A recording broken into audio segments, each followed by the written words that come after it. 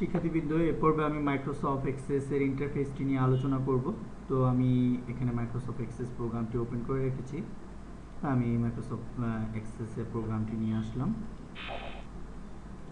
তো শিক্ষার্থীবৃন্দ, উপরের যে বারটি আমরা দেখতে পাচ্ছি এটি হচ্ছে টাইটেল বার, এবং হাতের ডানে রয়েছে মিনিমাইজ, ম্যাক্সিমাইজ, ক্লোজ, এবং এখানে রয়েছে কুইক অ্যাক্সেস টুলবার, এবং এটি হচ্ছে অফিস বাটন, এবং এখানে বিভিন্ন ক্যাটাগরি রয়েছে, যেমন বিজনেস ক্যাটাগরি, পার্সোনাল। আমরা কোন ধরনের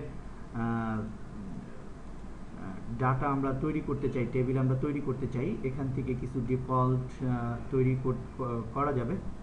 আমি এখান থেকে যদি বিজনেস সিলেক্ট করি, বিজনেস সিলেক্ট করে আমি বিজনেস রিলেটেড যদি একটি ডাটাবেস করতে চাই, আমি এখান থেকে কন্ট্যাক্টস, আমি এটিকে সিলেক্ট করলাম। সিলেক্ট করে এখানে কন্ট্যাক্টস রেখে আমি ক্রিয়েট বাটনে ক্লিক করলাম।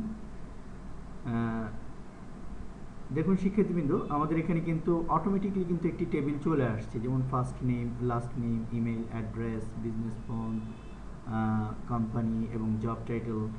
অটোমেটিক কিন্তু এটি চলে আসছে, অটোমেটিকলি এটি হয়ে গেল। তো আমরা এটি দেখব না, আমরা নিজেরাই একটি টেবিল তৈরি করব। তো এটি আসলে ডিফল্ট কিছু টেবিল তৈরি করা আছে, এগুলি নিয়েও আমরা কাজ করতে পারি।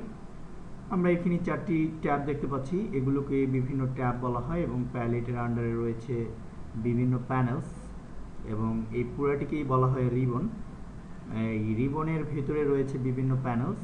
এখানে 4টি ট্যাব আমরা দেখতে পাচ্ছি, এবং 4টি ট্যাবের ভেতরে বিভিন্ন প্যানেলস রয়েছে, যেমন view, clipboard, font, rich text, report, sort and filter, find.